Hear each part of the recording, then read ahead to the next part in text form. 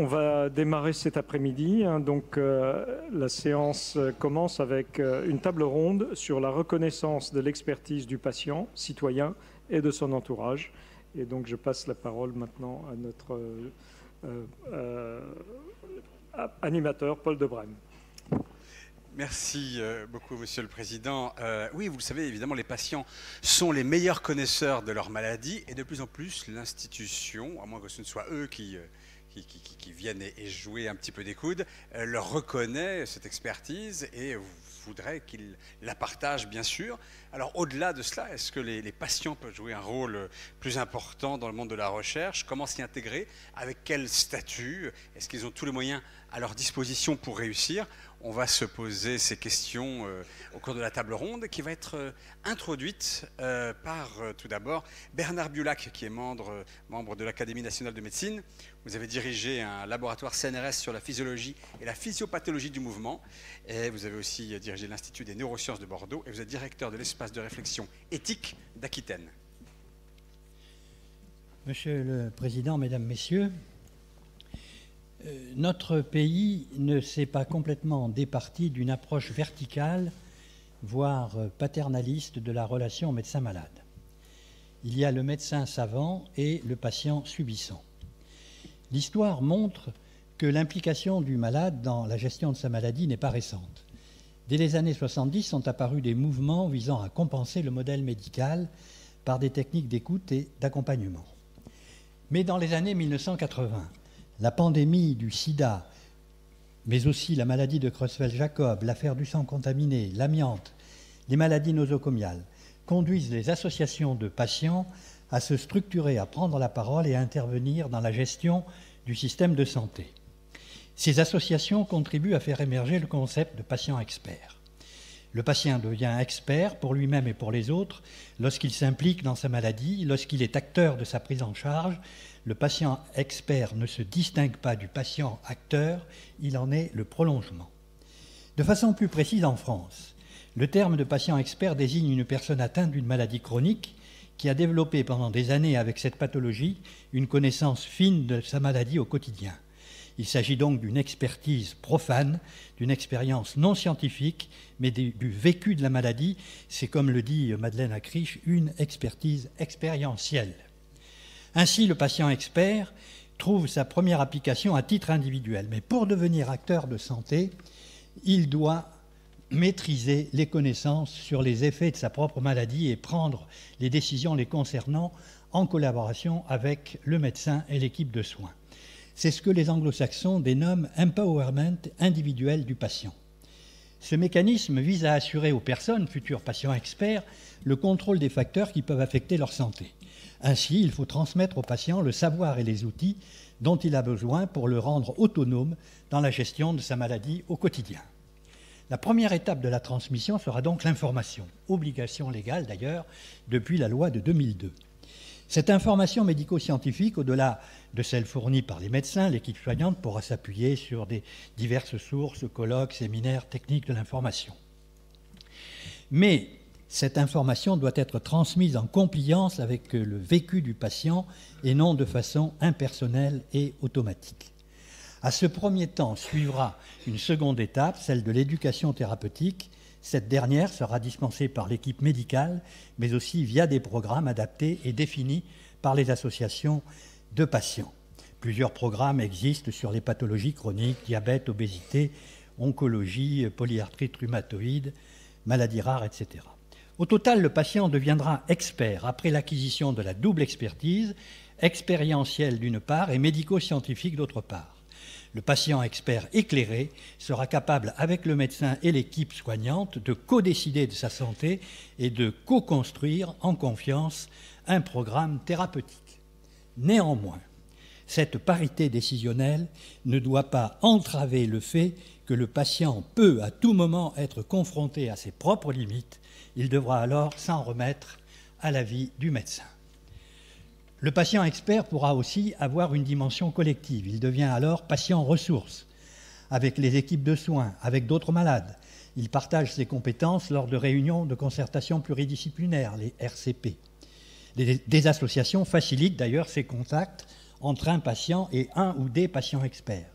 Cet environnement de malades pairs permet de repérer et de lever des blocages dans des situations où le bon déroulement de la prise en charge ne se fait pas bien. Autre dimension collective, les patients experts ou formateurs peuvent partager via des associations participer à des travaux de réflexion institutionnelle. Ainsi, la Haute Autorité de Santé les implique dans les recommandations lors de la réalisation des guides pour les affections de longue durée. Il y a nécessité d'aller vers une meilleure reconnaissance institutionnelle du patient expert. Le problème de sa formation amène quelques réflexions. Doit-on le considérer comme un patient partenaire et favoriser alors la formation des compétences à la simple autogestion des personnes atteintes de maladies chroniques au travers de programmes spécifiques, comme aux États-Unis, en Grande-Bretagne ou au Canada? Ou doit-on retenir une approche plus française qui tend à instituer un patient expert éducateur, plus qu'un patient partenaire? À cette fin, l'Université de Paris VI a créé en 2010 l'Université du patient. Doit-on généraliser cette démarche avec les universités pour aboutir à une forme de professionnalisation du patient expert? Ainsi seront définis son statut, ses diplômes, ses missions, éducateurs, partenaires, ses champs d'intervention, formation des autres patients, participation à la RCP, participation même aux études médicales, des conditions d'indemnisation, voire peut-être des obligations éthiques sûrement. Au total, on peut dire qu'on devrait arriver à terme à avoir un patient expert citoyen parfaitement intégré dans notre démocratie sanitaire.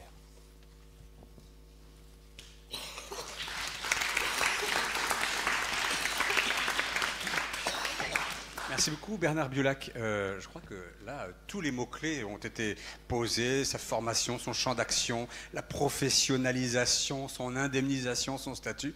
Effectivement. Alors, on va poursuivre avec, merci infiniment, avec Bruno Falissard, qui est membre de l'Académie nationale de médecine, professeur de santé publique à la faculté de médecine de l'Université Paris-Sud et directeur d'une unité INSERM. Messieurs les présidents, messieurs les secrétaires perpétuels, mesdames et messieurs, la médecine et la recherche biomédicale ont un problème avec leur objet. D'ailleurs, avec le camarade Claude Giudicelli, nous réfléchissons en ce moment à la modification de la définition de la médecine dans le dictionnaire de l'Académie nationale de médecine. Aujourd'hui, dans ce dictionnaire, la médecine, comme à peu près dans tous les dictionnaires à propos de ce terme à l'étranger, la médecine, c'est l'art et la science de prévenir, diagnostiquer et traiter les maladies. Or, bien sûr que la médecine, ça n'est pas ça. La médecine, c'est de s'occuper des malades et pas des maladies. Et peut-être qu'une meilleure définition, ça serait l'art de protéger la vie et de soulager la souffrance. Je vous laisse méditer à cette proposition de modification. En tout cas, effectivement, les médecins sont confrontés à un problème d'objet. Et quand un médecin rencontre un patient, lors de sa consultation, à l'intérieur de son esprit, il y a comme une espèce de prisme qui va réfracter son patient qu'il a en face de lui en plusieurs sujets. Le premier sujet qu'il va avoir en tête, c'est celui qu'il aura rencontré lors de son premier et second cycle d'études médicales. C'est le sujet de la biologie. Au premier et second cycle d'études médicales, on a environ 600 heures de biologie, de biophysique, de biomathématiques, 5 à 10 heures de cours de psychologie médicale. Et d'ailleurs, alors, pourquoi? Parce que c'est là-dessus que s'est construit le succès de la médecine occidentale. Dans le sillage de Claude Bernard, notre médecine est devenue une médecine performante parce qu'elle s'est ancrée dans la physiopathologie. Et d'ailleurs, aujourd'hui, nous avons des dermatologues, des cardiologues, des pneumologues. Notre médecine s'inscrit dans une médecine d'organes. Et donc le médecin, tout naturellement, quand il voit son patient, voit des organes. Il va voir un cœur qu'il va ausculter, des poux qu'il va palper, des réflexes qu'il va rechercher. Mais la médecine ancrée dans la physiologie a ses limites, et on s'en est rendu compte en particulier au milieu du XXe siècle pour l'évaluation des remèdes. Il y avait l'idée que l'on puisse évaluer l'efficacité des remèdes en essayant de comprendre leur mécanisme, et ça ne marche pas. C'est la statistique qui permet d'évaluer l'efficacité des remèdes. Et à la fin du second cycle des études médicales, et surtout pendant le troisième cycle des études médicales et pendant la formation continue, le médecin est abreuvé de pensées statistiques. Et vous l'avez sûrement remarqué, quand vous arrivez en face d'un médecin, si vous avez un diabète de type 2 et que vous êtes un peu replé, tout de suite, il va voir, il va penser diabète de type 2, syndrome métabolique, statine, inhibiteur de l'enzyme de conversion, etc.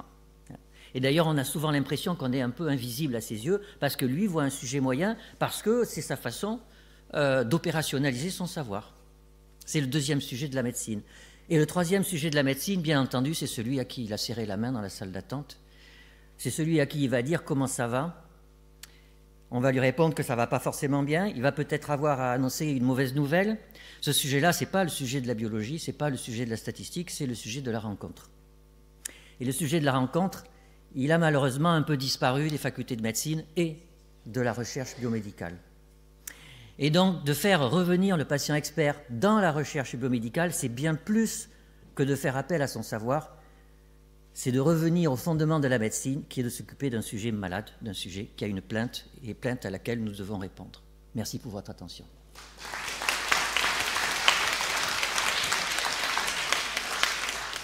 Merci beaucoup Bruno Falissard. Effectivement, ce patient expert, c'est lui qui permet donc de revenir au fondement de la médecine. C'est ce que vous nous expliquez. C'est la première fois que j'entends ça. Mais je crois qu'on a tous compris le sens profond de ce que ça signifiait. Merci infiniment. Alors on va commencer avec notre table ronde avec Alain Olympie. Vous êtes directeur de l'association François Aupetit qui lutte, si je puis dire, contre la maladie de Crohn et la rectocolite hémorragique. Et la loi HPST, dont on a déjà parlé ce matin, qui date de 2009, justement, elle donne un rôle aux associations de patients agréés dans l'éducation thérapeutique. Alors justement, comment est-ce que les patients experts peuvent contribuer à cette éducation thérapeutique? 3 minutes. Alors effectivement, vous avez parlé de la loi Kouchner. C'est vrai que beaucoup de choses ont été dites auparavant, mais l'expertise du patient, je vais mettre le mot expert devant patient plutôt que derrière. On verra pourquoi. L'expertise du patient, en tout cas, a été sacralisée dans cette loi Hôpital, Patient, Santé, Territoire, et surtout dans les décrets d'application, puisque effectivement, on a aujourd'hui des patients qui doivent être formés, qui sont reconnus et qui sont partie intégrante des équipes médicales. En tout cas, c'est la place qu'on veut prendre aussi, ou la place que nous donne la loi dans les programmes d'éducation thérapeutique. Donc on fait partie des équipes médicales. Vous avez parlé de l'intégration de l'ETP par les équipes médicales. Le patient aujourd'hui est intégré, le patient éducateur en tout cas. Alors il y a des conditions de formation, bien sûr, qui sont assurées par les associations et garanties par les associations. Vous avez cité l'Université des patients. Aujourd'hui, elle se développe un petit peu partout. Il y en a une dans le sud, à Marseille, je crois bien, à Grenoble, bien sûr. Donc, elle se développe. Il y a une formation. La loi impose une formation au même titre pour les soignants qui veulent s'engager dans l'éducation thérapeutique, comme pour les patients qui veulent être formés également, qui veulent intervenir. Donc, il y a une formation obligatoire de 40 heures, mais on voit bien qu'aujourd'hui, les patients vont plus loin puisqu'ils peuvent intégrer des DU, des masters, etc. Alors, cette intégration, même si elle est voulue par la loi, comme toute chose, c'est vrai que c'est plus ou moins compliqué au niveau des équipes médicales. Quand vous avez, dans le colloque singulier, on intègre un autre patient, fut-il formé, fut-il co-constructeur du programme d'éducation thérapeutique, évidemment, on ne voit plus le patient derrière son bureau ou sur la paillasse, on le voit à ses côtés.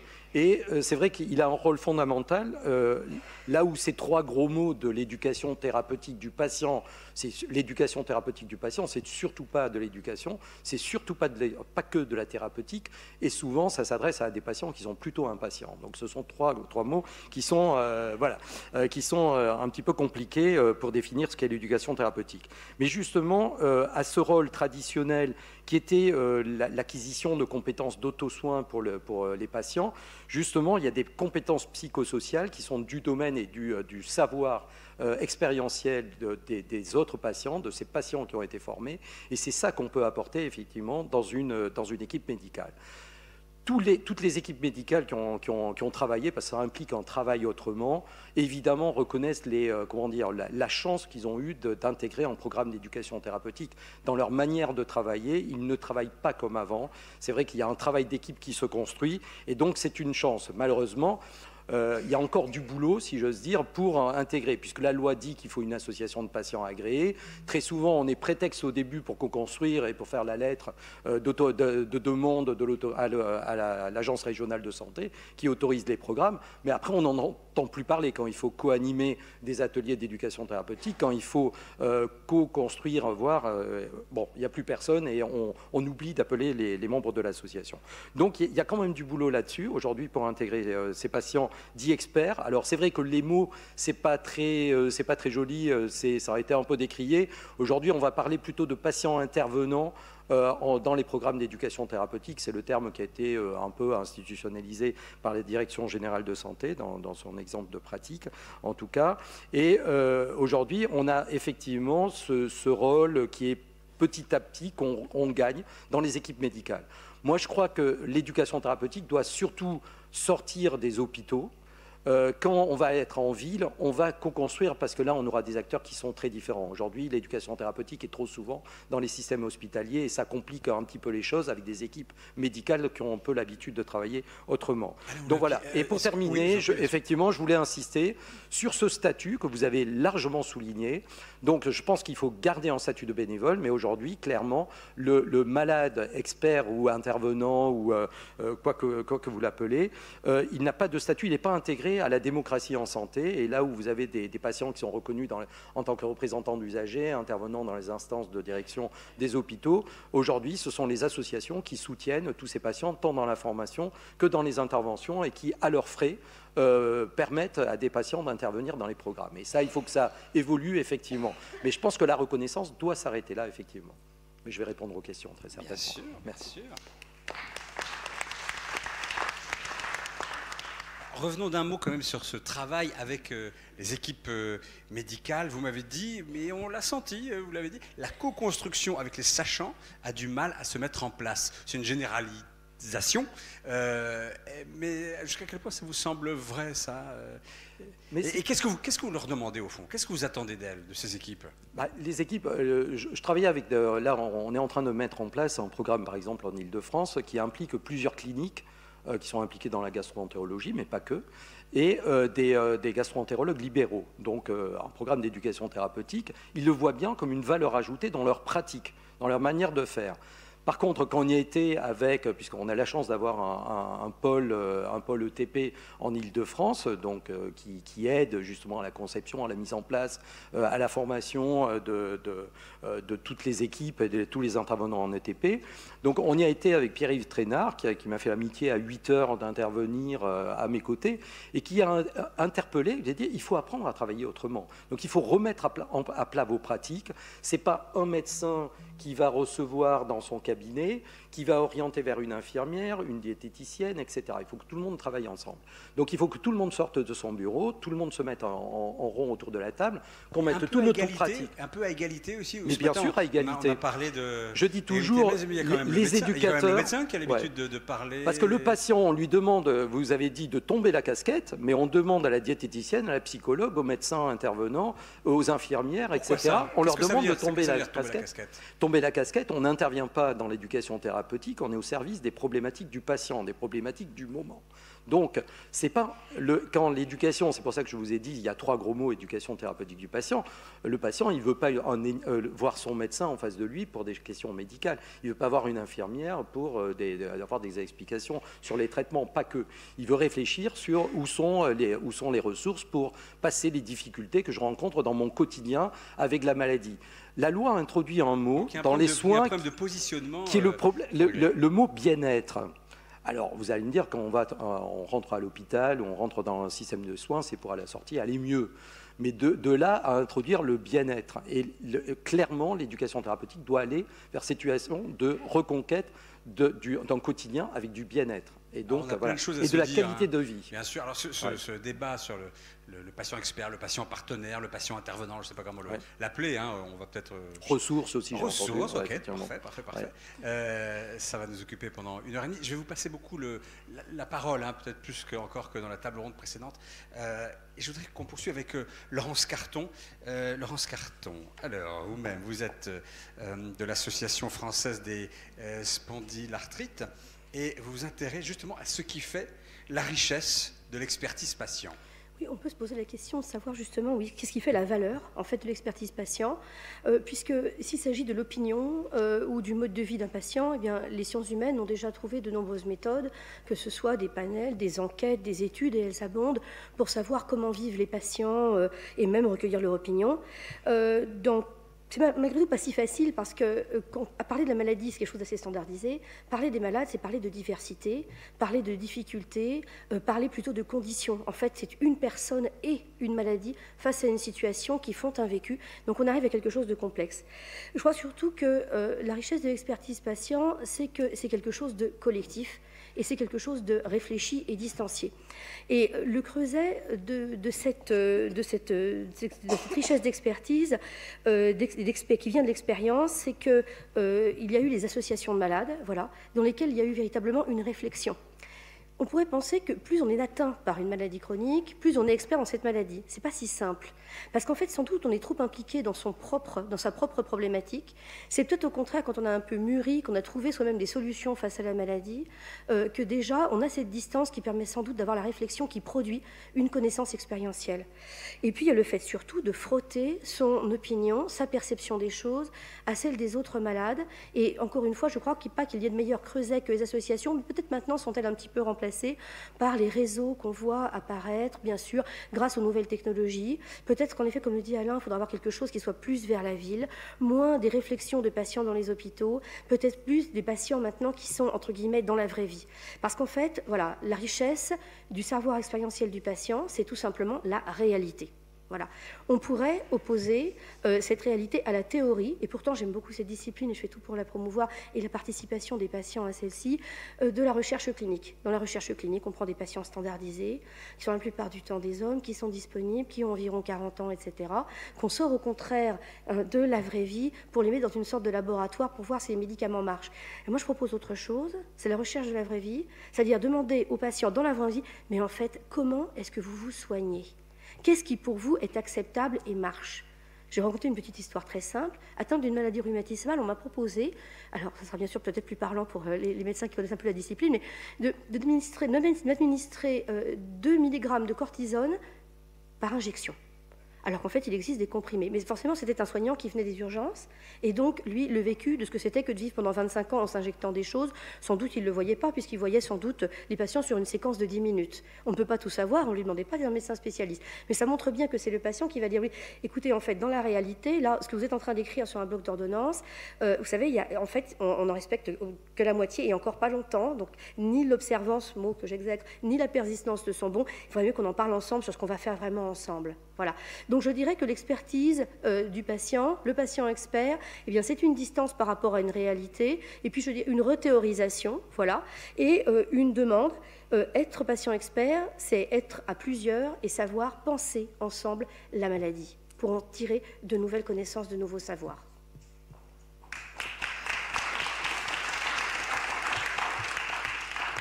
Alors, Monsieur Olympy posait la question du statut de ce patient, oui, intervenant. Ça, c'est un vrai sujet. Alors, il faut un statut gravé dans le marbre ou pas? Oui, oui, il faut qu'il soit. C'est un problème quand même quand les associations ce sont elles qui financent leurs déplacements, leurs tickets repas, etc. Mais quand on travaille le concept, j'ai remarqué que pratiquement tous les auteurs opposent le savoir expérientiel au savoir scientifique et de dire que voilà, eh bien ceux qui ont créé un tel type de connaissances, d'expertise, il faut le reconnaître autant que la connaissance scientifique. Moi, j'ai l'impression qu'au contraire, c'est en fréquentant sans doute les chercheurs, les médecins. Bien sûr, ce ne sera pas forcément une idée qui est acceptée par tous, je le comprends bien par tous les patients, mais en confrontant sa propre réalité avec en même temps cette pratique du soin, cette expérience qu'on a du soin, qui fait qu'ensemble, on produit de la maladie. Donc la plupart du temps, on produit de la connaissance. On produit de la connaissance. De la connaissance. Voilà, non de la maladie, non. On produit contre la santé. C'est l'inverse. On produit de la connaissance sur la maladie et on produit de la santé.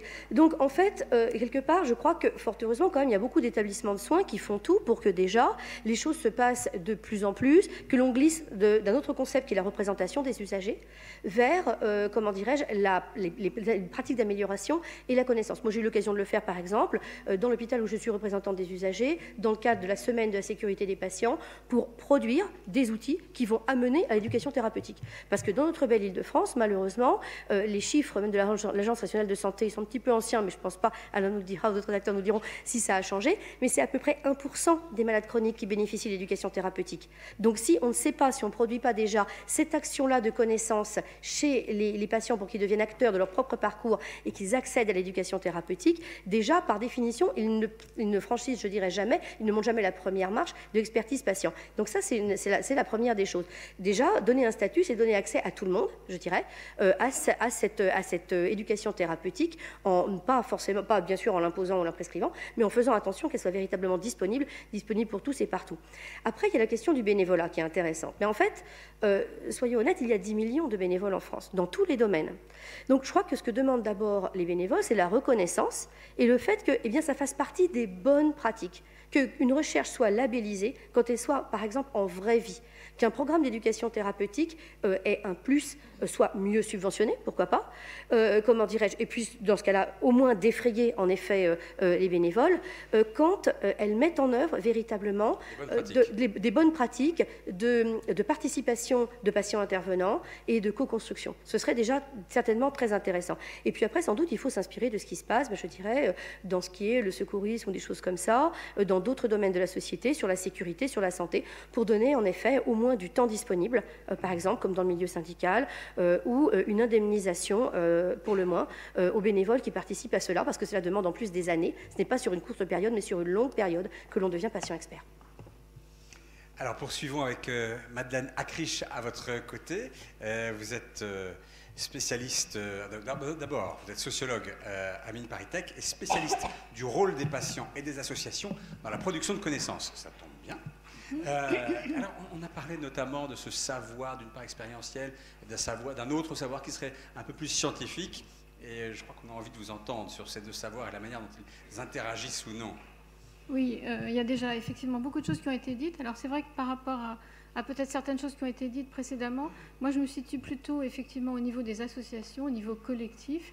Et ce qui m'a intéressée avec des collègues, c'était justement de voir comment les associations participaient à la constitution de ces multiples expertises. Donc on a distingué en fait deux expertises. On a parlé de l'expertise tirée de l'expérience, qui est en fait quelque chose de très ancien, qui est aussi ancien que l'existence d'associations qui visaient le soutien mutuel des patients, finalement, et qui, petit à petit, par des contacts répétés, ont fini par se construire une sorte de... Il y a un petit Larsen, non ? Une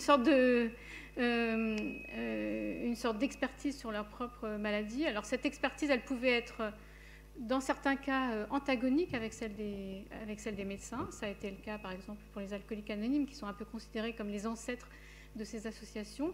Et ensuite, elle a été souvent en fait complémentaire de celle des médecins, puisqu'il s'agissait plutôt de gérer le vécu du patient, étant entendu que la partie médicale revenait aux médecins. Et c'est vrai qu'on a assisté ces dernières années à une transformation des relations en fait entre ces types d'expertise et à l'émergence d'associations qui ont beaucoup travaillé en fait à l'articulation entre ces deux types d'expertise.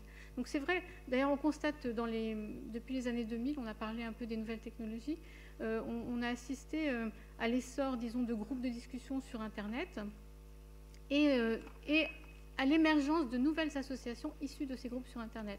Alors c'est pas pour dire qu'il n'y a que des nouvelles associations, les anciennes associations se sont aussi transformées de la même façon, mais ayant observé un peu ce qui se passait sur ces groupes de discussion, je trouve que c'est assez intéressant pour comprendre que en fait, ces deux types d'expériences, ça a été dit brièvement, ne sont pas du tout d'expertise, ne sont pas du tout indépendantes l'une de l'autre. C'est-à-dire que les personnes, quand elles sont sur un groupe pour parler de leurs problèmes, eh bien, elles commencent généralement par raconter une expérience individuelle qui va être reprise par d'autres personnes qui vont rajouter leur propre expérience individuelle. Et puis, toujours dans le groupe, il y a quelqu'un qui va ramener un certain nombre de connaissances scientifiques qui vont permettre de donner du sens à cette expérience individuelle, de les retravailler, et progressivement, comme ça, se construit une sorte d'expertise des patients qui est à la fois expérientielle et scientifique. Et c'est justement le fait qu'elle est à la charnière en fait de ces deux types de connaissances, que ça permet de transformer le rapport au médecin, puisque le fait d'être capable aussi de parler un peu le langage médical, tout en apportant l'expérience des patients, le point de vue des patients, permet de nouer ce dialogue fructueux dont on a parlé précédemment. Donc, on a bien compris que pour vous, en articulant ces deux expertises, l'expertise personnelle et puis l'expertise scientifique, c'est en articulant ces deux-là que vraiment le patient devient vraiment le vrai partenaire à qui le langage du médecin est capable de partager et de co-construire.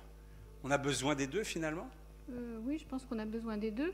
Alors, il y a beaucoup, les associations travaillent beaucoup quand même pour, je veux dire, construire une expertise à partir de l'expérience, c'est pas quelque chose qui vient comme ça.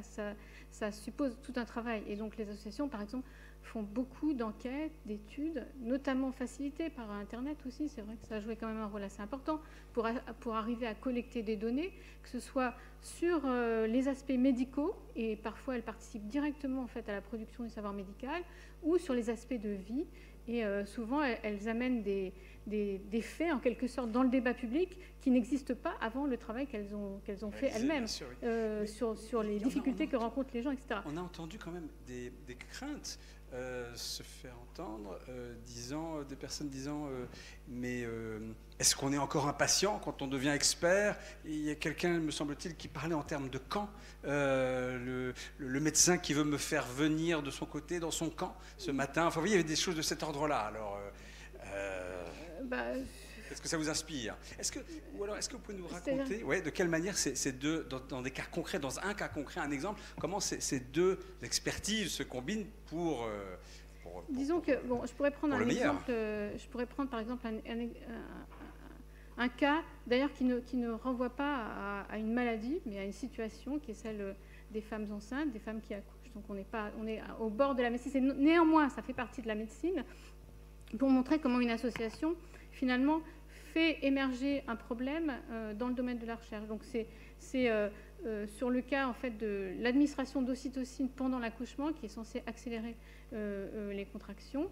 Et c'est vrai que les associations françaises se sont un peu constituées un petit peu justement dans une position un peu antagonique par rapport à la médecine qui à un moment donné a été très envahissante. Bientôt, en ce moment on assiste à un léger reflux, je dirais, à une prise de conscience des médecins de ce problème-là. Mais donc les associations ont été très sensibles à l'action de cette ocytocine qui avait des effets dévastateurs du point de vue de l'expérience des femmes. Et c'est-à-dire, d'un mot, c'est quoi? Ça veut dire que les contractions deviennent très violentes et très douloureuses, et que du coup ça entraîne une cascade d'interventions médicales qui finalement dépossèdent d'une certaine manière les femmes de l'expérience de la naissance. Bon, en tout cas, c'est un certain nombre de femmes qui le vivent comme ça. Et c'est vrai que la France avait une caractéristique du point de vue, disons, de l'obstétrique, de la mortalité maternelle, c'est que beaucoup de décès étaient liés, plus que dans d'autres pays, à des hémorragies du postpartum, et sans qu'on s'explique exactement ce fait-là. Et c'est vrai que les associations se sont dit, oui, mais c'est vrai qu'en France, on utilise beaucoup plus l'ocytocine que dans d'autres pays. Donc bref, je vous passe les détails de la connexion qu'elles ont effectuée entre ces deux faits. Et à l'occasion de discussions qui avaient lieu sur des recommandations de bonnes pratiques visant à prévenir l'hémorragie du postpartum, elles ont amené ce fait dans la discussion. Elles ont ensuite entrepris des démarches auprès de la CNAM pour arriver à faire financer des recherches sur cette question-là, recherches qui ont eu lieu et qui ont effectivement mis en lumière le rôle de l'ocytocine sur l'apparition de l'hémorragie du postpartum. Donc c'est vraiment parce qu'elles avaient un point de vue ancré sur leur expérience personnelle et sur la façon dont cette expérience était en quelque sorte déterminées par certaines pratiques médicales, qu'elles ont été capables de formuler un problème qui, pour les obstétriciens, était en dehors du champ en fait, de leur préoccupation. Donc on pourrait certainement trouver d'autres exemples, mais c'était pour vous donner un exemple de ce cas-là. Parfait, parfait. Alors poursuivons avec Marie-Odile Krebs. Donc vous êtes présidente de l'Institut de psychiatrie qui regroupe 30 équipes de recherche, professeur de psychiatrie à l'Université Paris-Descartes, chef de service au Centre hospitalier Sainte-Anne et responsable d'un laboratoire INSERM Université Paris-Descartes. Alors, avec vous, on va se situer, je crois pour la première fois ou pratiquement depuis aujourd'hui, depuis le début de cette journée, dans le champ de la maladie psychique. Alors, est-ce qu'il y a dans ce champ des spécificités qu'il faut prendre en compte dès lors qu'on imagine ou qu'on veut créer un patient partenaire, expert ou ressource? Merci beaucoup. Alors, bien sûr, comme dans d'autres champs de la médecine, les personnes qui vivent ou qui ont vécu des troubles psychiatriques ont un savoir expérientiel de la maladie, du système de soins qui n'est pas simple, et leur témoignage peut contribuer à mieux comprendre et à mieux faire comprendre la réalité de leurs difficultés dans la société et autour d'eux et vis-à-vis de leurs soignants. Ce savoir, comme ça a été dit, il est complémentaire du savoir médical, mais il pourrait évidemment aider dans l'accompagnement et la prévention et l'accès aux soins des autres patients. Alors, ceci étant dit, on est donc dans le même cadre. Ceci étant dit, en psychiatrie, la question, elle est un peu plus complexe. D'abord parce que notre vision de la psychiatrie, vous avez vous-même dit les troubles psychiques, et vous avez parlé de psychiatrie, qui est la spécialité médicale, qui en relève. Nous avons, d'abord, le système est très mal connu, hein, y compris des autres médecins.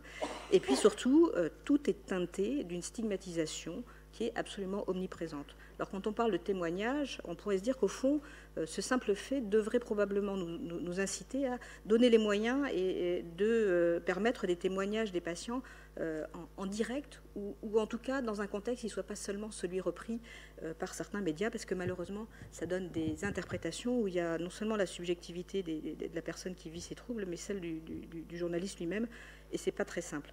Et puis il y a la question les troubles eux-mêmes, à un moment donné, parfois de façon chronique, de façon plus ou moins sévère, vont altérer le jugement, vont altérer la capacité à reconnaître ses propres troubles, ou même simplement à les décrire. Le décryptage de tout ça n'est pas toujours très simple, hein. C'est pas impossible pour autant. Moi, j'aimerais citer là un blog qui est fait par une patiente qui a nommé son blog Ta gueule Boris. Elle explique qu'elle a nommé sa maladie Boris pour pouvoir se plaindre, et elle s'excuse auprès de tous les Boris pour le mal qu'elle pourrait leur faire. Je vous encourage à voir ça parce que c'est effectivement avec beaucoup d'humour. Elle fait passer des idées extrêmement fortes. Tout le monde sourit, les patients, les soignants, etc., etc. Mais c'est évidemment pas la qualité du fait qu'elle est elle-même malade qui lui permet de faire un tel décryptage, mais sa qualité intrinsèque et son humour personnel. Alors, dans d'autres cas, c'est un petit peu moins positif. Mais toujours est-il que c'est important de souligner quand c'est faisable. Alors, la question, c'est comment utiliser le savoir et à quel niveau et dans quel contexte. Il ne fait aucun doute, et d'ailleurs c'est aujourd'hui relativement bien développé, que la participation des patients ou des proches de patients dans des groupes pour l'éducation thérapeutique, je suis tout à fait d'accord avec vos remarques, éducation et thérapeutique, ça ne va pas. Leur participation, c'est un bénéfice évident sur le contenu, puis aussi sur la mise en pratique. Au fond, il y a besoin non seulement d'une adaptation, mais aussi d'une traduction d'un certain nombre de termes et de concepts.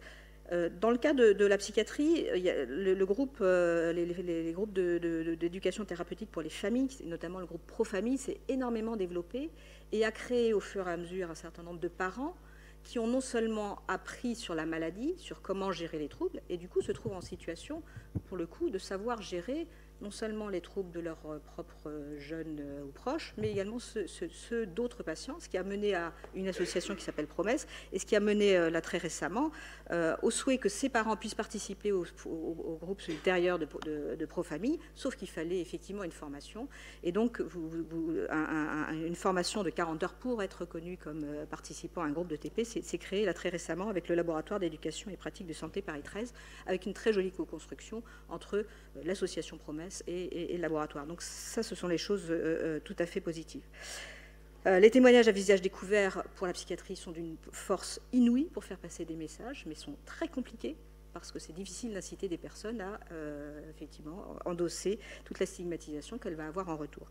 Et juste pour citer, peut-être on va y revenir, mais dans le champ de la psychiatrie, le CCOMS est à l'origine d'une initiative qui s'appelle les médiateurs de santé pairs, dont j'aimerais juste peut-être rappeler exactement la définition, que je vais lire pour ne pas traduire mal les informations. Donc, le médiateur santé pair est un professionnel au sein d'une équipe hospitalière de soins en santé mentale. Commencez par un professionnel. Hein. Oui, c'est pour ça. Oui. Dans le cadre de son travail, il divulgue qu'il vit ou qu'il a vécu, il a connu une période de troubles psychiques. Le partage de son vécu et de son histoire de rétablissement et son savoir expérientiel a pour but de redonner l'espoir, de servir de modèle d'identification, d'offrir de l'inspiration, du soutien, de l'information auprès des personnes qui vivent des situations similaires à celles qu'il a vécues. C'est un patient devenu professionnel. Voilà, il fait partie intégrante, je ne vais peut-être pas lire tout à fait tout. Leurs pratiques professionnelles sont variées, l'animation de groupes thématiques, entretien individuel dans les hôpitaux de jour, les CMP, les CATTP, visite à domicile, accompagnement en ville vers des structures associatives ou des démarches, mais aussi accompagnement à la sortie de la vie dans la rue. Médiateur de santé pair, voilà, c'est ça le nom. C'est des premières expériences. C'est dans le champ de la santé mentale. La psychiatrique. Voilà, il y a une première expérience avec 30 patients qui est jugée globalement positive. Moi, j'avoue que on a malheureusement eu une situation un peu moins positive dans notre service. Et au-delà de notre expérience, là, pour le coup, moi, ça me soulève un certain nombre de questions. D'abord, comment redonner confiance quand on est soi-même en phase dépressive? Comment ça se passe quand on est devant une personne qui est en grande difficulté, où on a été peu formé? Il y a une formation qui est prévue, on parlait de licence, il y a une licence en 3 ans qui est prévue. Est-ce que cette courte formation suffit à être un professionnel, alors que dans les études de médecine et tous les stages de soignants, le stage et l'encadrement au cours des stages et le monitoring de ces stages, ou le tutorat durant ces stages sont absolument essentiels pour acquérir tout ce que la science ou les statistiques ne nous apprennent pas. C'est le troisième sujet de Bruno Falissard.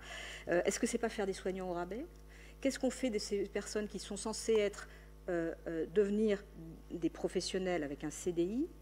Ce qui est souligné, c'est l'importance d'avoir un statut et de ne pas être bénévole, parce qu'est-ce qu'on peut utiliser des gens bénévoles quand ils ont eux-mêmes peu de ressources? Donc il y a une situation qui est un petit peu paradoxale, et quelque part le plus grand paradoxe pour moi, c'est est-ce qu'il n'y a pas un paradoxe à donner une place à la société pour des patients, que pour donner une place pour ces patients dans notre société, il faudrait s'appuyer sur le fait qu'il a été malade ou qu'il est malade, et au fond les stigmatiser eux-mêmes en les professionnalisant autour de leur maladie et non pas leur qualité propre. On s'en sort jamais, quoi. Ma je maladie pose la que question. j'ai eue un jour, elle me rend professionnel. Je pose la question. Et puis vous l'avez souligné, est-ce que ces personnes finalement restent aussi vraiment pairs après plusieurs années à être intégrées dans des équipes, et est-ce qu'elles sont vraiment perçues de la sorte par les patients? Et du coup, est-ce qu'on finalement on rate pas un petit peu l'objectif? Donc au final, je dirais que l'intervention des patients et des proches en psychiatrie, c'est absolument indispensable, parce qu'elles apportent un regard différent sur le système de soins qui est, encore une fois, pas toujours très lisible. Et au fond, si on se pose la question de savoir comment on intègre ça, je dirais que les pistes de mieux intégrer, ou d'intégrer tout simplement, parce qu'à ma connaissance, ça ne se fait pas, les parents, les patients dans les parcours de formation des soignants, quels qu'ils soient, y compris les non-psychiatres, je m'empresse de dire, ce serait peut-être le plus efficace, parce que ça permettrait d'avoir un troisième savoir, une troisième branche du savoir, et pas seulement dans les cours de psychologie médicale, parce que quand c'est fait, même s'il y a des simulations et des espèces de jeux de rôle, il y a des progrès qui sont faits dans ces cours de psychologie médicale. D'abord, c'est insuffisant, et 2, ça n'apporte pas la rencontre et ça n'apporte pas le témoignage en direct.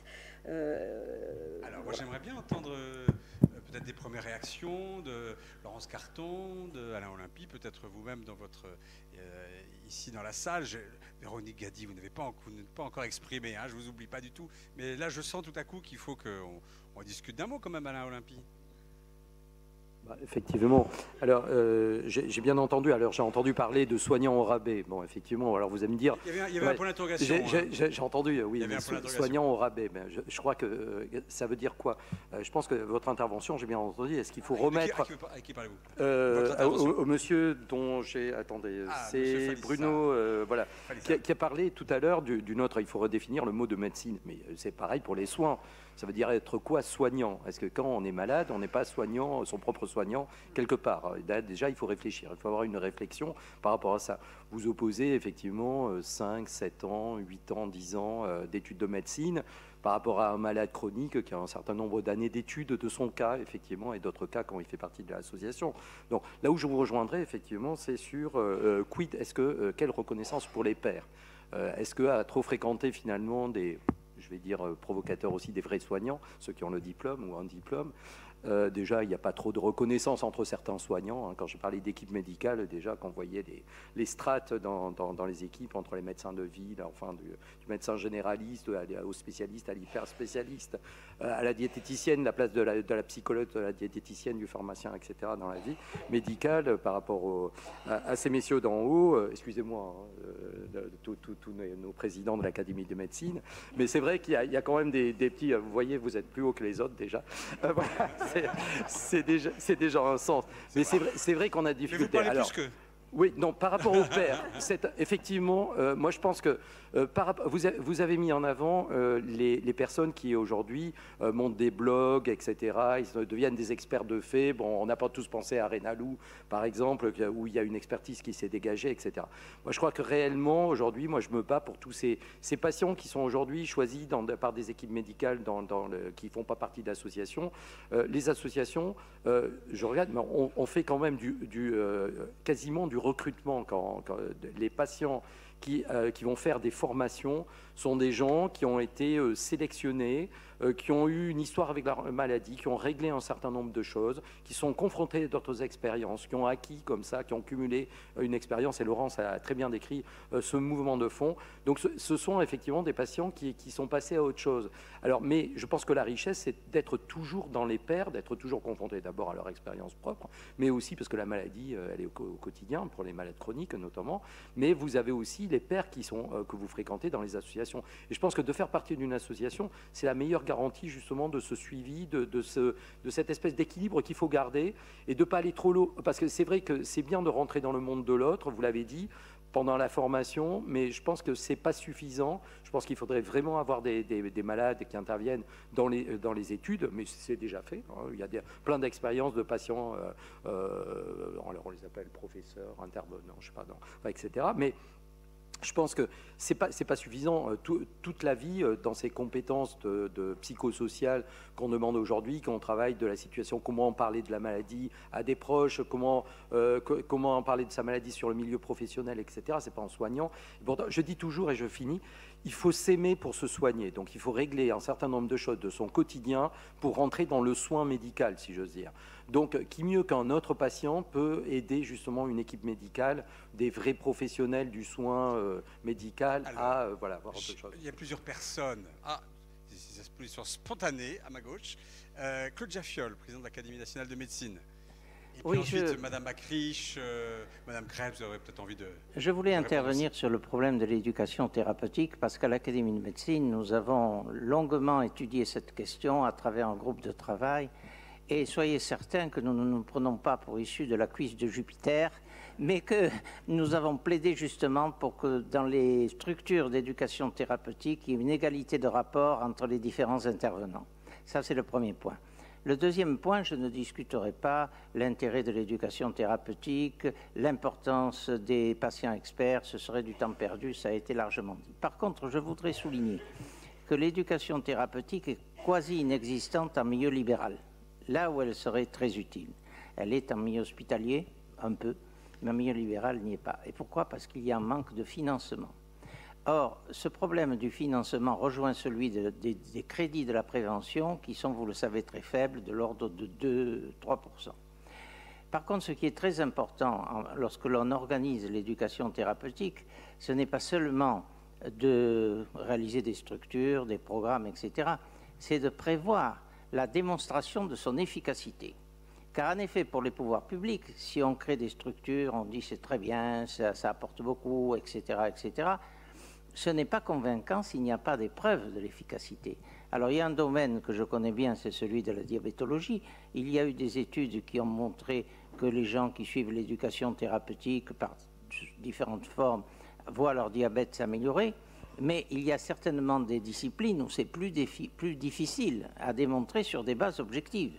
Mais là, c'est un point sur lequel les associations doivent s'intéresser, non seulement s'intégrer dans la structure, mais s'intégrer dans la finalité. Un troisième point que je voudrais souligner, qui est très important, je crois, c'est que la médecine paternaliste a été longtemps la médecine traditionnelle. Et les médecins, disons, de la cinquantaine en exercice, ont été formés comme ça. Mais maintenant, ce qui est capital, c'est les jeunes qui sont dans les facultés de médecine. Il faut les former non seulement à l'apprentissage de la médecine elle-même, mais avec une part dans leur éducation psychosociale et également, je dirais, formation pas littéraire, mais enfin une formation qui leur apporte un renforcement de la notion d'humanisme et d'éthique. Et ça, c'est très important pour qu'après, dans leur exercice, ils puissent aborder avec efficacité cette approche de la médecine personnalisée, humaniste, qui est absolument nécessaire, et l'éducation thérapeutique en fait partie. Voilà les quelques réflexions que je voulais faire.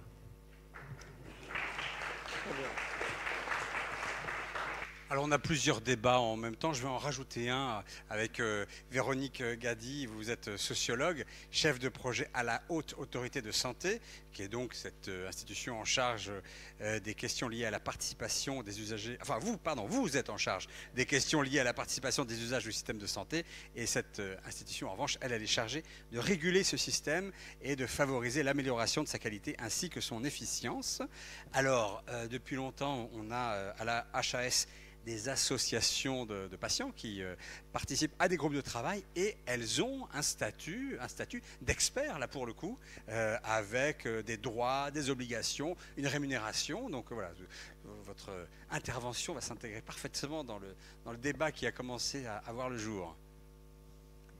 Oui, alors dit comme ça, on pourrait paraître complètement exemplaire. Je crois que ceci étant, on a été assez innovant dans cette idée de reconnaître et de consacrer finalement cette notion du patient expert et de l'expertise du patient, et effectivement de lui conférer le même statut que les professionnels qui venaient travailler avec nous. C'était quand ça ? C'était le cadre de coopération, il a été élaboré en 2007. La collaboration avec les patients, avec les associations de malades, elle a vécu dès l'ANAS, donc dès l'ancêtre de la HS, il y avait une collaboration avec les associations de malades. On a réfléchi à cette question du statut, et ça a donné lieu à ce cadre de coopération qui reconnaissait du coup effectivement ce que pouvait apporter le rôle que jouaient les malades à niveau égal avec celui des professionnels. Alors ça, c'est le niveau théorique, et c'est important puisque ça pose le cadre.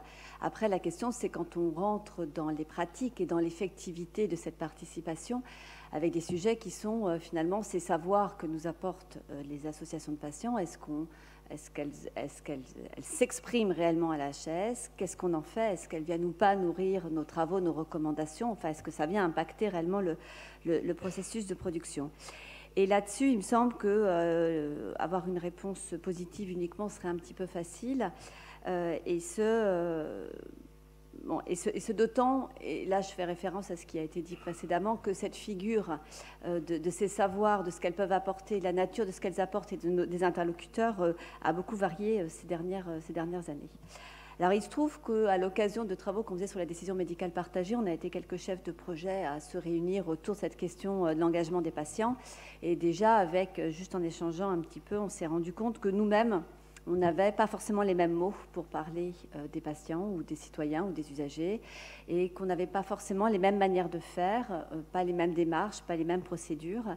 Et donc, on a souhaité continuer à pousser un peu plus loin le sujet, et on a créé un groupe de travail interne, transversal à la HS, qu'on a un petit peu étoffé, et on s'est dit qu'il fallait qu'on sache un peu comment nos collègues attrapaient ce sujet-là. Donc, on a fait une enquête qui a confirmé très clairement que finalement chaque service, chaque chef de projet s'y prenait de manière un peu différente, à la fois sur la manière de contacter les personnes, de les choisir, le moment d'implication dans le projet, l'accompagnement qui était fait autour de l'engagement des patients pour avoir des éléments.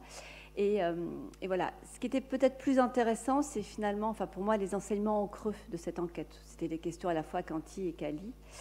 En creux dans le sens où on ne parlait pas de la même chose. Enfin, derrière les termes qu'on utilisait, les uns et les autres, on n'avait pas forcément les mêmes définitions, et ça révélait des représentations sociales de cette place du malade extrêmement différentes d'un individu à un autre.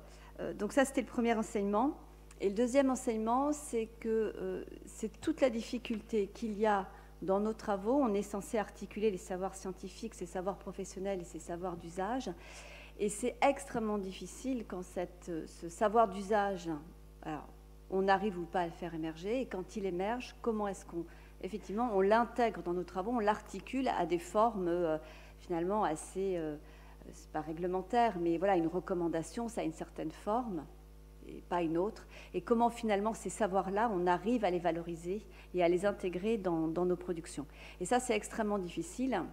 Et comme c'est difficile, il arrive même à certains moments qu'on ne permette pas réellement à cette parole de s'exprimer. Et du coup, c'était un peu une ambivalence des chefs de projet par rapport à la collaboration avec les associations de patients, entre ceux qui en attendaient beaucoup et qui étaient déçus parce que finalement les représentants de ces associations dans les groupes de travail avaient pris peu la parole, ceux qui attendaient une prise de parole uniquement de malades, c'est-à-dire l'expérience individuelle, qui n'avaient pas de vision de ce que pouvait être une expérience collective et qui du coup étaient déçus parce que l'association avait, comme disait Madeleine, fait ce travail de métabolisation finalement de l'ensemble des expériences des malades et était capable d'apporter une matière construite de nature un peu politique, et du coup, c'était pas ça qu'ils attendaient, ils étaient très déçus, ou au contraire, on pouvait avoir des usagers qui arrivaient et qui parlaient que d'eux-mêmes, alors que le chef de projet attendait cette parole politique, enfin voilà. Donc des malentendus ? Beaucoup de malentendus, et beaucoup de malentendus probablement par un manque de réflexion sur ce qu'on attendait, et du coup, qui on sollicite. Finalement, le cadre de coopération, il posait un principe qui était, on sollicite les associations, et on ne se mêle pas de savoir qui elles nous envoient.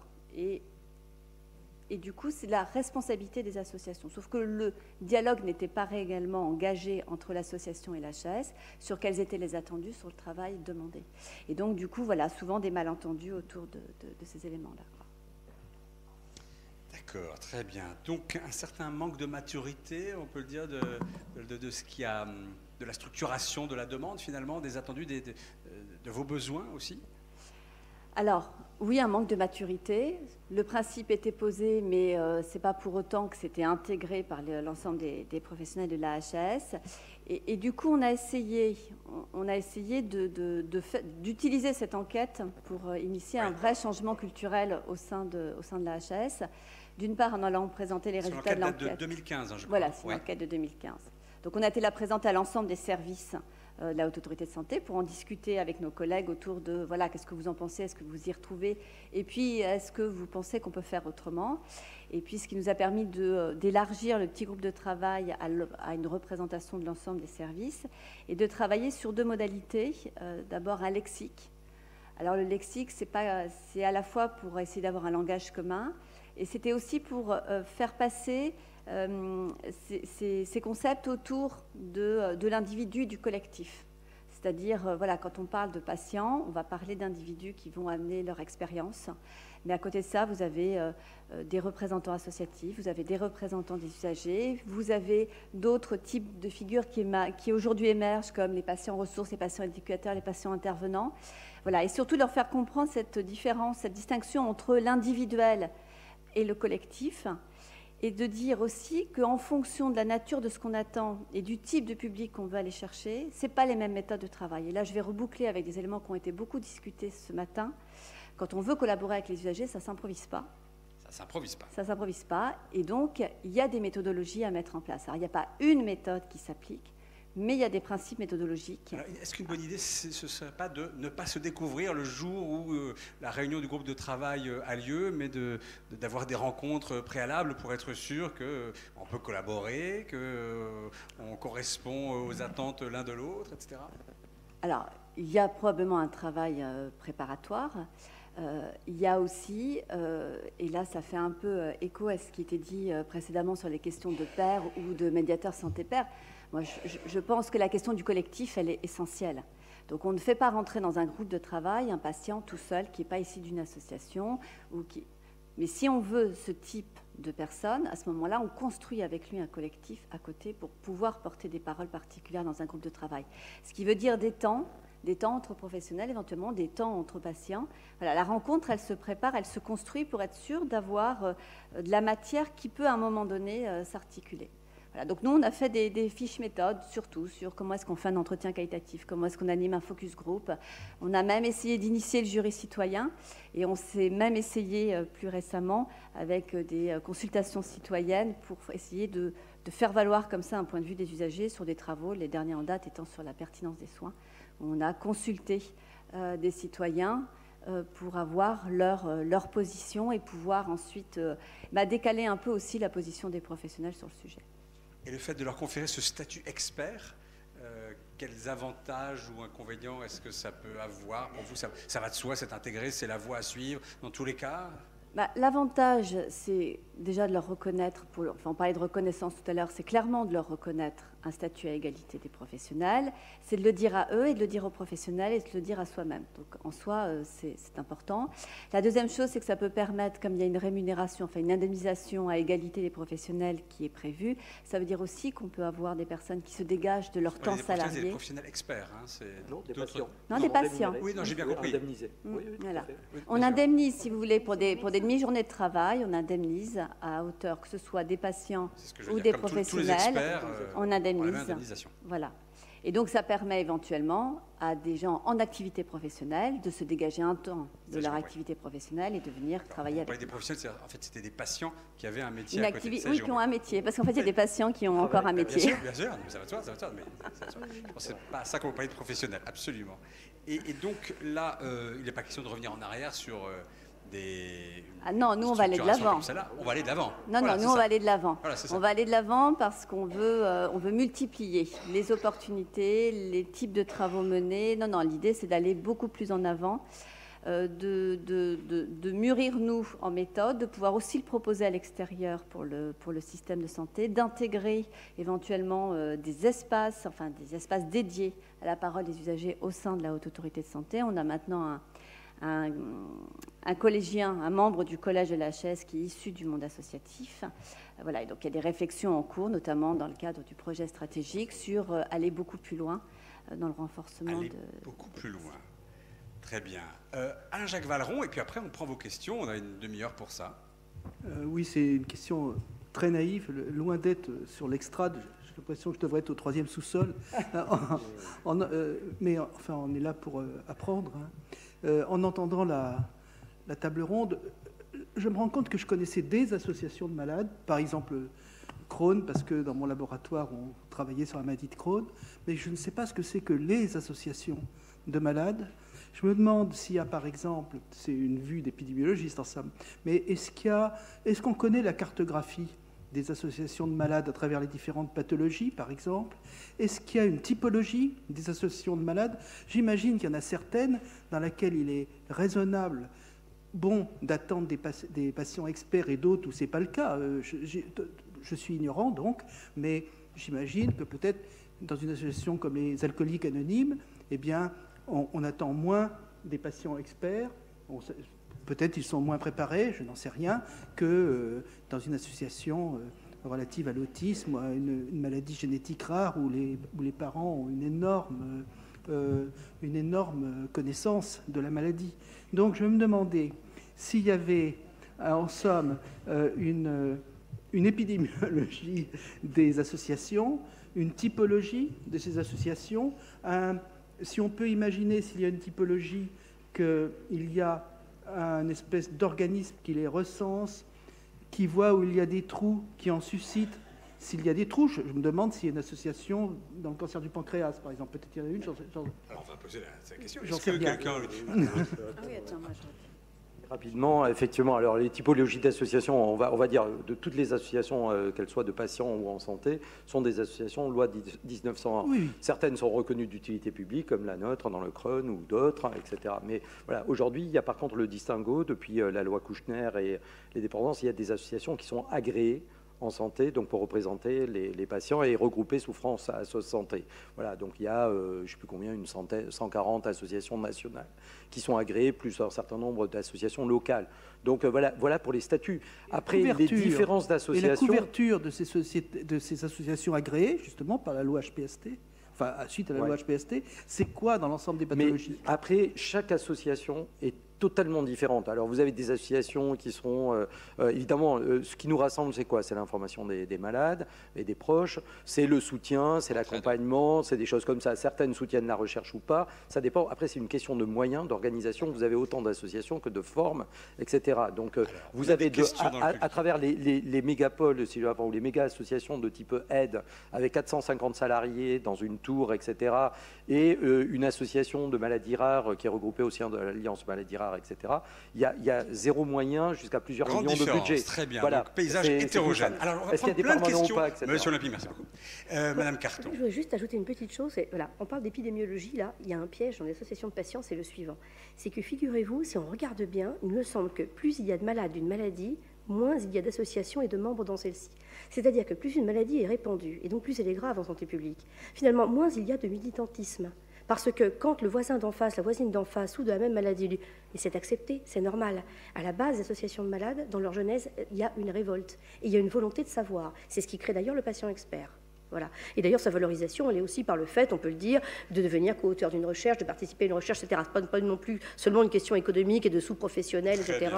Et d'économie aux santé. Mais il faut faire attention à ça. Et quelquefois, je pense que ça devrait être sans doute aux soignants de dire, mais nous pouvons, au sein, par exemple, d'un laboratoire, d'un établissement de soins, créer un groupe de malades qui, ensuite, va se constituer en réseau et en association. Pourquoi pas? Parce que le fait qu'il y ait de l'espoir, par exemple, généré par une recherche dans une pathologie, qu'il y ait un changement dans ces traitements, peut tout à fait créer un mouvement de militance qui serait intéressant, ou simplement une prise de conscience. On peut penser à des maladies, par exemple, comme l'arthrose et l'ostéoporose, et là-dedans, bien, pour des questions sociologiques, générationnelles, d'acceptation, peu de vie militante, eh bien, c'est quelque chose qui, justement, devrait sans doute changer.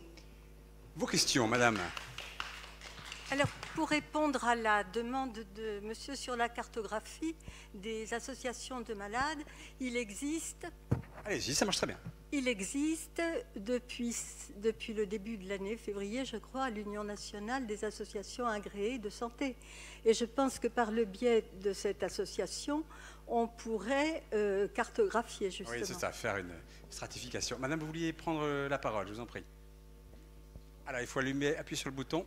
Pas de problème. On a Deux questions. À partir de quel âge un patient qui a une maladie chronique peut faire partie d'une association de patients et que son vécu soit répertorié, entendu, que ce ne soit pas seulement les parents qui parlent? Je sais que dans certains pays, la majorité, ce n'est pas 18 ans, c'est plus bas, en particulier pour des pathologies graves, chroniques et pour des traitements douloureux. Et la deuxième question, c'est ceux qui ne peuvent pas s'exprimer, parce que c'est magnifique, dans cette salle, tout le monde parle bien, tout le monde comprend bien. Alors, moi, je représente, comme Jean-Louis Faure ce matin, l'Association française pour la recherche sur la trisomie 21, mais je voudrais plutôt parler de déficience intellectuelle. Il y a énormément de pathologies graves liées aux déficiences intellectuelles, plus les 4D, dyslexie, dyspraxie, etc., comment ceux-là sont répertoriés, sont entendus, comment deviendraient-ils patients, experts, référents, tout ce que vous avez dit qui est magnifique. L'âge, tout d'abord. Qui va répondre sur l'âge? Il y a un truc qui s'appelle la majorité, malheureusement, etc. Après, ça n'empêche pas... Légalement, quelqu'un qui n'a pas la majorité 18 ans, de toute façon, vous avez 18 ans qui est... Légalement, on ne peut pas faire partie d'une association si on n'a pas la majorité. On est malheureusement adulte. Il y a le problème.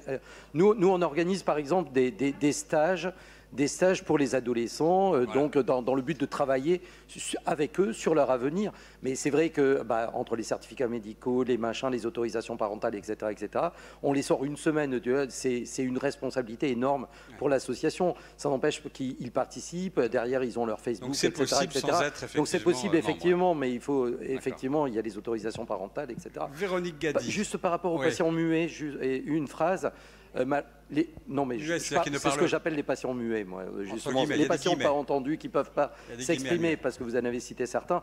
Effectivement, il y a tout un tas de personnes pour qui il y a les proches, effectivement, et qui sont un peu en dehors du système. Mais vous avez cité différents types de cancers, etc., où il n'y a pas de représentation associative, etc. Après, je renvoie à ce qu'a dit Laurence parfaitement sur... Voilà, il y a toujours des personnes, une personne aujourd'hui peut faire beaucoup avec tous les moyens Internet, etc. Véronique Gady et Madeleine Lacriche.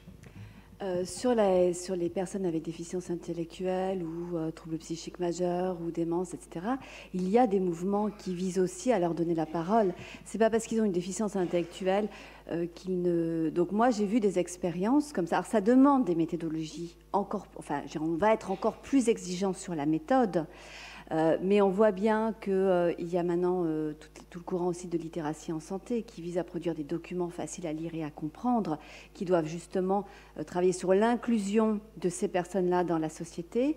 Je pense à tout le projet de recherche qui a lieu par le collectif Contraste, qui s'appelle Cap Droit, qui est sur les personnes sous tutelle et qui a visé une collaboration entre les chercheurs et ces personnes-là visant justement à faire émerger leurs paroles, à poser des questions de recherche et à faire valoir autre chose et directement. Et c'est pas la semaine prochaine, mais la semaine d'après, il y a 4 jours de colloque avec ces gens-là autour de ces questions d'accès aux droits, d'accès aux soins, de suivi, d'accompagnement, etc. Donc non, à mon avis, il y a très peu, c'est comme dans la grande précarité, vous avez toutes les méthodes d'inclusion développées par ATD Carmonde autour des croisements des savoirs qui montrent que les personnes à qui on ne peut pas donner la parole, il n'y en a pas beaucoup. Hein. Madame Lacriche, on va continuer si vous voulez bien, madame. Comment on a accès à cette information? Comment on a accès? Où se rendre? Ah voilà, il faut être pratique là. Pratique. Il faut fouiller sur Internet. Internet, ça aide beaucoup, évidemment, les associations de malades et les malades eux-mêmes. C'était juste un tout petit complément par rapport à ce que disait Véronique Gadi. Par exemple, en Angleterre, l'association sur l'Alzheimer, elle s'est transformée au fil du temps. C'est-à-dire qu'au départ, c'était une association de soignants qui a progressivement intégré les proches. Et à un moment donné, ils se sont dit, mais il faut aussi qu'on intègre les patients en tant que réellement partie prenante de l'association. Et ça les a amenés à développer des travaux, disons, de recherche, on peut dire, avec un certain nombre de chercheurs pour trouver des façons de faire s'exprimer des personnes qui avaient perdu l'usage de la parole, donc notamment avec des images et des choses comme ça. Madame Vialin. Oui, je voulais juste rappeler que des associations d'entraide pour les malades de l'alcool, les personnes en difficulté avec l'alcool, il y en a beaucoup qui ne sont pas anonymes et qui remontent avant 1935. Et il y a un site qui c'est celui de la CAMERUP, qui est la coordination des associations et mouvements reconnus d'utilité publique, qui recense tous ces besoins. Et j'aurais voulu juste faire une deuxième remarque. Quand il y a près de 50 000 personnes qui décèdent de l'alcool, et on peut multiplier par 4 ceux qui en souffrent, je pense que la demande par rapport à l'alcool est aussi importante que dans d'autres maladies. Merci, madame. Alors, madame Bengener.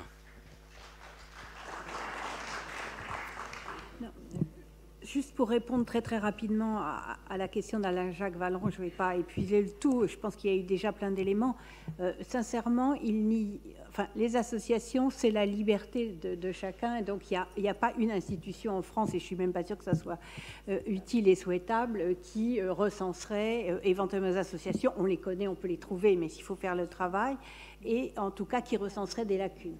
Par contre, ce qu'on peut quand même trouver comme information, c'est des travaux plutôt monographiques, mais on pourrait demander à l'ensemble des personnes qui sont ici, qui racontent un peu qu'est-ce que c'est l'origine d'une association.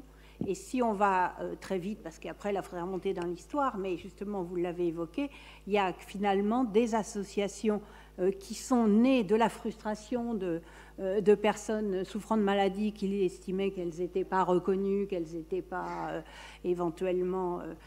Bon, l'histoire de l'AFM, que Madeleine connaît bien, qui a été fait au CSI, montre bien que là, c'est vraiment parti de la base, et justement en révolte, et pour essayer de remédier à une situation où ils pensaient qu'ils n'étaient pas reconnus, que la recherche ne les reconnaissait pas, que même les soins ne les reconnaissaient pas. Puis on prend un contre-modèle tout de suite, qui est le modèle, par exemple, des hémophiles, où à l'inverse, les associations, elles sont nées du monde soignant, et qui avaient besoin de la participation des patients. Et on a effectivement ces deux modèles historiques, et qui ont quand même, et Madeleine vient d'en donner un exemple, qui ont bougé aussi, parce que de toute façon, l'ensemble du contexte a bougé.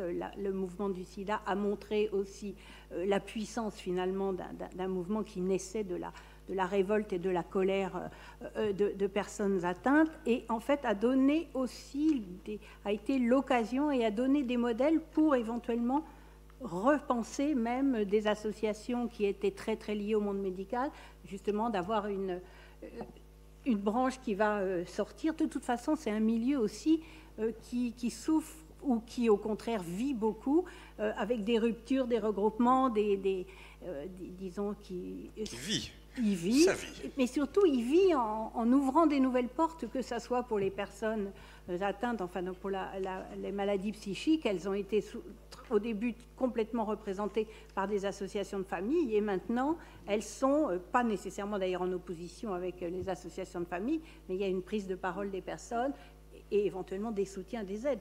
Par contre, il y a des trous, il reste des trous, mais il n'y a pas quelqu'un, un Deus ex machina qui l'a dit, il faudrait remplir. S'il y a des trous, c'est peut-être aussi que les personnes ou le corps médical ne pensent pas qu'il y a un problème. Par contre, on peut reprendre les exemples comme le lévothyrox, puisqu'on vient de le vivre. Enfin, je veux dire, il y a aussi des occasions, Madeleine l'a évoqué, Madame Carton aussi, où de toute façon, ça fait surgir aussi. Donc, c'est un mouvement dynamique et avec une grande plasticité. Merci, Madame. Bonjour, je m'appelle Stella Bonneaubrier, je suis personne autiste et professionnelle également dans le milieu de l'autisme. Donc je navigue un petit peu dans l'ensemble des espaces qui ont été évoqués par rapport au groupe de l'HAS, à Cap Droit. Je suis très investie dans le plan autisme actuellement. Et je voulais aussi également rappeler que dans le cadre de l'autisme, on est aussi dans une sorte un peu de no man's land, c'est-à-dire que c'est très compliqué pour nous d'accéder à des systèmes, des organisations, que ça soit de soins, que ça soit dans l'éducation. Donc il y a le débat entre maladie et handicap. Je rappelle qu'on peut être et personne handicapée et malade, et que parfois on a besoin de ce croisement de regard, et c'est vraiment très compliqué de pouvoir accéder à cette globalité. Monsieur tout à l'heure parlait d'approche humaniste. Ben, voilà, je pense que l'approche humaniste, c'est de ne pas oublier qu'on est des personnes, et qu'à force d'être en proie à des querelles parfois d'approche, on finit par en oublier l'accès aux soins aussi du quotidien, dont peut avoir le besoin de la personne autiste, et certaines peuvent en avoir moins besoin ou pas besoin, parce que je rappelle aussi qu'on ne parle plus d'autisme, mais des autismes. Donc comment fait-on aussi quand on a effectivement une personne autiste chez qui on ne va pas forcément trouver d'anomalie génétique, mais certaines chez qui on en trouve, certaines avec qui il y a des déficiences aussi associées, et on aimerait bien qu'effectivement des experts spécialisés aussi dans la déficience peut-être mentale puissent intervenir pour faire bénéficier de ces pratiques-là. Alors effectivement, je connais le facile à lire, à comprendre, etc. Je voudrais quand même rappeler que ce n'est pas accessible à tout le monde. Nous, dans le spectre autistique, les personnes qui sont à même de s'exprimer ont quand même un niveau de fonctionnement, et dans les exigences qu'on demande de nous en termes de participation, même si ça nous est coûteux, il y a des personnes qui ont accès, il y en a d'autres qui souffrent d'un autisme qu'on appelle très sévère et qui ne peuvent pas accéder à ces modalités participatives, et qu'il faut pourtant pouvoir représenter. Donc j'essaye de participer actuellement aussi, donc, en lien d'ailleurs avec le CECOMS, un programme de père aidance. Alors, médiateur santé, patient expert, est-ce que c'est toujours le bon terme? Moi, je suis sensible au niveau lexique. Je voudrais quand même rappeler qu'en France, on est beaucoup des patients, au Québec, on est des clients. Peut-être que ça aussi, dans l'esprit des gens, pour avoir un statut et une reconnaissance, il faut peut-être voir de comment on considère la personne à part entière, et comment on va permettre, dans le cadre du handicap autistique, d'avoir des personnes qui vont certainement être amenées aussi de plus en plus à se professionnaliser, à pouvoir apporter, mais parfois avec des diagnostics aussi tardifs. On a des difficultés quand même à bien cibler l'autisme, et je pense que l'éducation thérapeutique concerne aussi les personnes handicapées. Est-ce qu'on doit l'appeler thérapeutique ou pas, à discuter, mais quand on a, je pense parfois aussi des personnes à très haut niveau de fonctionnement qui ont 40, 50 ans, qui viennent d'avoir un diagnostic et qui s'expriment en partant uniquement de leur position de personne autiste, et qui vont peut-être balancer dans les médias l'autisme est une originalité. Non, l'autisme n'est pas une originalité. Il y a un handicap derrière, il y a différentes formes d'autisme. Donc la responsabilisation aussi du patient expert, comment est-ce qu'on va pouvoir l'apporter dans un programme d'expertise pour des gens qui vont intervenir après auprès d'autres.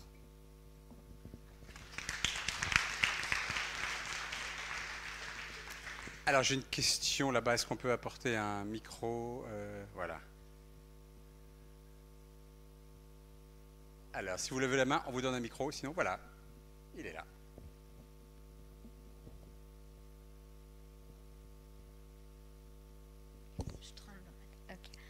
Bonjour, je m'appelle Alexandrine Briand, je suis patient expert dans la sclérose en plaques pour la Ligue française contre la sclérose en plaques. J'ai 2 points à aborder.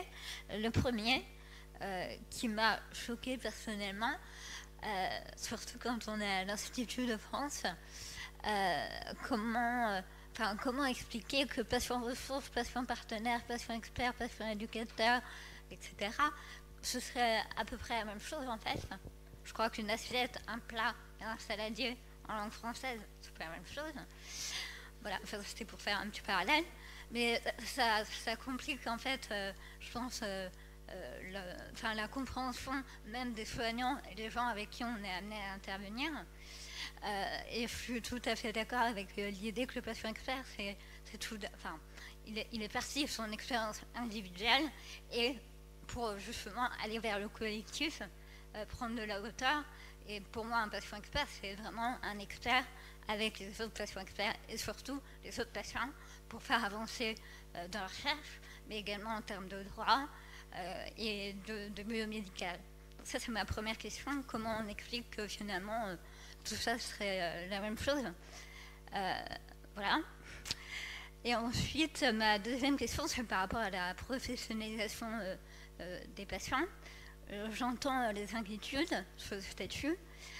Pour autant, je pense que, c'est mon opinion et je vous demande ce que vous en pensez. Est-ce que ce n'est pas dû au fait, à l'origine, qu'il y a une exclusion des malades chroniques et des personnes en situation de handicap, de manière générale, de notre société, et que donc on doit se battre pour finalement être inclus dans cette société. Et donc, effectivement, en France, ça passe par des formations, l'université des patients ou d'autres choses. Et donc, à terme, peut-être la professionnalisation. Mais finalement, est-ce que l'origine, c'est pas finalement cette exclusion qui fait qu'à un moment donné, pour reprendre la parole, on a besoin peut-être de ces formations et d'avoir un statut, même si c'est malheureux, j'en conviens. Mais voilà, est-ce que mon analyse est la bonne? J'en sais rien, mais voilà, c'est 2 points sur lesquels je voulais intervenir. La définition du patient expert et la professionnalisation du patient et le lien avec l'inclusion dans la société.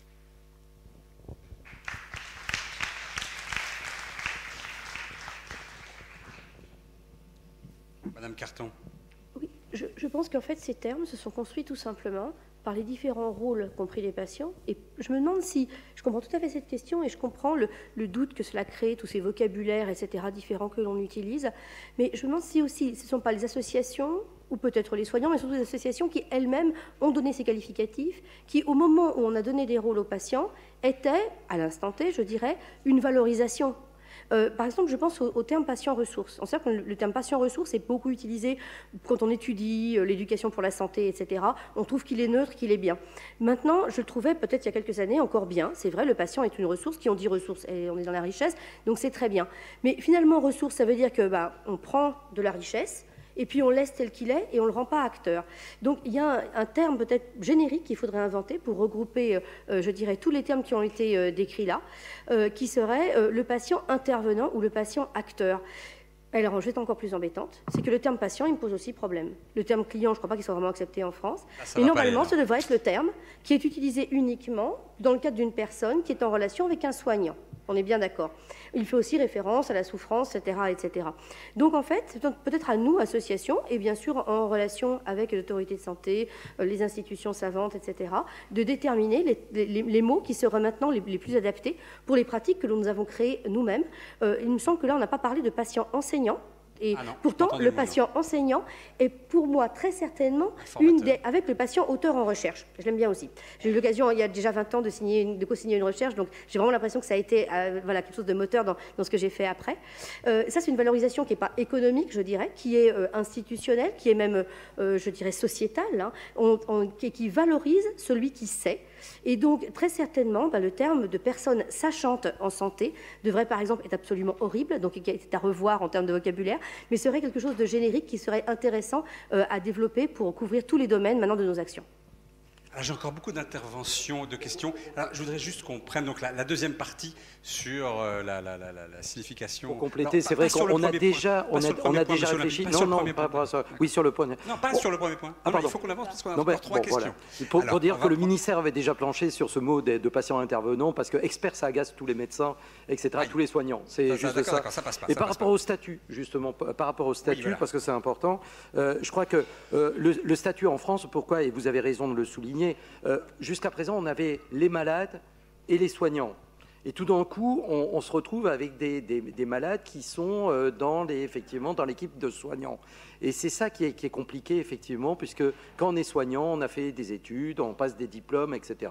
Quand on est malade, il n'y a pas tout ça. Et on a ce problème très français qui n'existe pas dans les pays anglo-saxons et pas au Québec, effectivement. Donc on a un petit peu de boulot, c'est ce que je voulais traduire dans mon intervention au début. Mais quel que soit le terme, finalement, ce qui est essentiel, c'est la place qu'on prend et le travail qu'on peut faire avec une équipe. Et je crois qu'il faut en rester là. Après, ce sont que des mots. Un mot, et ensuite on prendra une ou deux dernières questions. C'est un rapport avec cette question, mais ça revient sur des points qui ont été déjà débattus. Moi, la question que je me pose, c'est dans ce processus de formation universitaire des patients qui vont être experts, quels sont les types de savoirs qui sont apportés? Donc, vous avez parlé, par exemple, de psychologie médicale. En fait, ce qui me gênerait, c'est si finalement la formation consistait à apporter des savoirs exogènes et pas à s'appuyer sur, disons, l'expertise qui a été construite par les associations. Et ça me permet de rebondir sur ce que vous avez dit sur les patients chercheurs ou auteurs, c'est-à-dire que le manque peut-être, enfin, ou en tout cas là où il faudrait peut-être encore développer, c'est précisément arriver à donner une légitimité à ce savoir expérientiel, construire des partenariats entre des chercheurs et des malades pour arriver à rendre ce savoir aussi important, que ce soit dans l'enseignement ou aussi dans les recommandations, comme en parlait Véronique. Alors, monsieur voulait poser une question tout à l'heure à la précédente table ronde. Voilà, c'est monsieur. Bonjour, Paul Benoît, je représente Retina France. Nous avons beaucoup entendu parler ce matin de coopération, de collaboration, mais aussi de succès, de risques, de compétences, de patience et de moyens. La vue, c'est la vue, selon le slogan de la prévention routière. Retina France apporte à la recherche médicale son potentiel de 20 000 membres.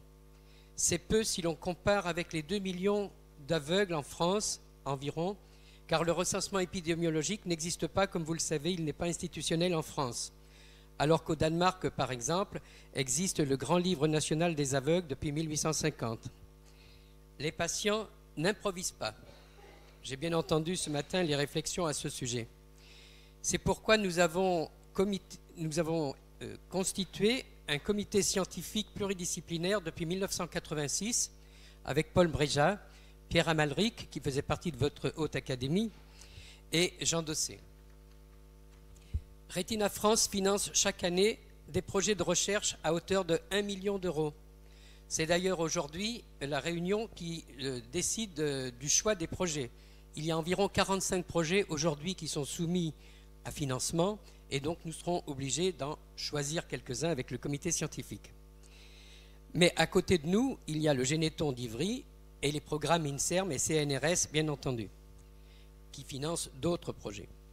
Je suis désolé de vous interrompre. Est-ce que vous avez une question? Parce que nous arrivons à la fin. C'est plutôt des réponses partielles. D'accord. Par exemple, pour madame, pour les déficients intellectuels, c'est un peu comme les myopathes dont c'est la fête aujourd'hui pour le Téléthon. C'est les représentants légaux qui les représentent. Juridiquement, il n'y a pas autre chose. D'accord? Alors, il y a des problèmes plus complexes qui ont été soulevés. Deuxième réponse. Les maladies de la vue, dont les rétinopathies pigmentaires et la DMLA, représentent environ 800 000 personnes en France. Et on parle de maladies dites rares, mais il faut aussi parler des maladies orphelines, c'est-à-dire sans traitement. Et ça, c'est très absent de notre débat aujourd'hui. Nous aimons beaucoup la collaboration des journalistes pour mieux faire connaître davantage toutes ces maladies qui sont un peu orphelines de communication. Alors, Monsieur Benoît, je suis désolé de vous interrompre parce qu'il faut qu'on avance. Merci infiniment pour votre contribution. Madame Gadi, vous vouliez ajouter un Oui, point. juste une remarque sur ce qui a été dit. Il y a plein d'études qui démontrent que la parole des aidants ou des représentants légaux, enfin, quand on leur demande ce qu'attendent les personnes et quand on le demande directement aux personnes, c'est pas la même chose, c'est pas les mêmes priorités.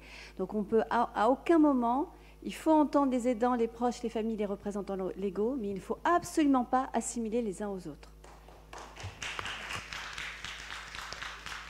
Marie-Odile Krebs. Oui, je voudrais juste préciser une petite chose. Quand je parlais de la formation pour donc les médiateurs santé père, je ne sais plus jamais dans quel sens ça se dit, il ne s'agit pas de les former à la psychologie médicale. La question vis-à-vis de la psychologie médicale, c'était que plutôt que de remplacer sur des cours un peu théoriques, améliorés aujourd'hui avec des jeux de rôle et avec quand même un effort pédagogique qu'il faut saluer, je pense que la rencontre des patients avec leurs problématiques, qui vont les mettre sur la table directement, généralement sans tourner autour du pot, c'est extrêmement formateur. On a ça, nous, dans les maladies psychiatriques, on a ça, ces premières rencontres dans les premiers stages où effectivement on s'en souvient pendant tout le reste du parcours. Malheureusement, sur les pathologies, ces pathologies-là en particulier, mais ce n'est pas les seules évidemment, mais c'est vraiment quelque chose qui est souvent complètement absent du reste des formes des études médicales. Donc c'est vraiment, voilà, c'était vraiment avoir une participation, bien sûr, enfin j'allais dire cadrée, en tout cas réfléchie, parce qu'il ne s'agit pas de faire de l'improvisation, loin de là, des patients eux-mêmes et éventuellement des proches pour certaines pathologies dans les études médicales, dans un module qu'il faudrait renforcer dans ce champ-là. La formation qu'on leur propose, et c'est là où moi j'étais un petit peu critique, en tout cas interrogative, c'est que je trouve que la formation qu'on leur propose, c'est 3 ans, c'est des cours, il y a un stage.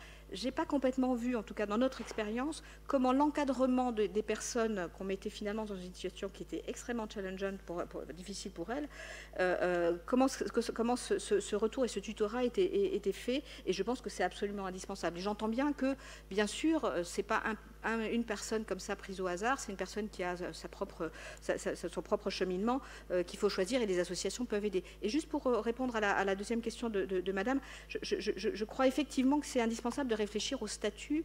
On peut se poser la question, alors pour les maladies psychiatriques, c'est effectivement le cas. On est dans cette situation et ça a été une des motivations de proposer ces statuts-là parce que c'est des personnes qui se retrouvent en exclusion de la société, en difficulté de réinsertion, ce qui est un problème en soi. Alors je pense que la première des réponses, c'est qu'il faudrait peut-être réfléchir de comment intégrer mieux les personnes souffrant de troubles psychiques dans la société, en premier lieu, et d'arrêter de travailler sur la déstigmatisation à tous les niveaux. Alors on peut se dire que oui, il faut créer un statut spécial. Alors, on peut aussi imaginer qu'il y ait des filières ou des passerelles un peu plus facilitantes avec un encadrement spécifique pour que ces personnes qui ont envie de s'investir dans le champ qui les touche, et pourquoi pas, puissent avoir des facilités. Je me permets simplement d'ajouter que d'être médecin ne soulage pas du fait d'éventuellement d'être malade ou d'avoir des proches malades, malheureusement, et que je crois que si on avait cette sensibilité-là inculquée dès le début des études médicales, on aurait un autre regard et non pas simplement être « ça y est, j'ai mis ma blouse, je suis professionnel » ou bien « je vais aux urgences parce que j'ai tel problème ». La réalité, c'est que je pense que les choses changent quand même un petit peu. Il y a du progrès dans ce sens-là. Effectivement, les jeunes générations sont beaucoup plus sensibles à ça. Je pense que ça donne un peu d'espoir, mais encore du travail, en tout cas. Des mains se lèvent encore. Regardez, 1, 2, 3, 4, 5, 6, 7, 8. Non mais attendez, qu'est-ce qu'on fait en...